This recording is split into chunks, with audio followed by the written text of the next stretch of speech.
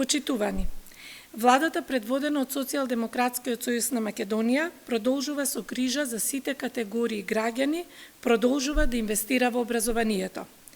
Го подигнуваме степенот на инклузивност во воспитно-образовниот систем. Во тој правец е и воведувањето на услугата образовна асистенција како обврска на државата уредена со закон.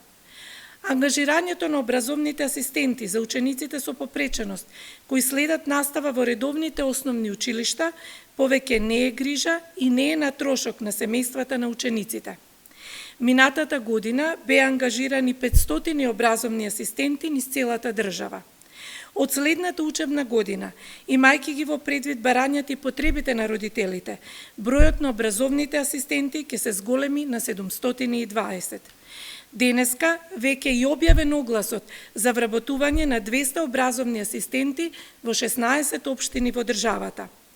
На овој начин, од учебната 2022-2023 година, ќе се зголеми опфатот на ученици со попреченост кои што ќе добијат образовен асистент, а ќе се ангажираат и дополнителни 200 лица во образовниот систем. Унапредувањето на инклузијата, еднакви можности на децата и лицата со попреченост се врвни приоритети на владата и парламентарното мнозинство предводено од Социјалдемократскиот сојуз на Македонија.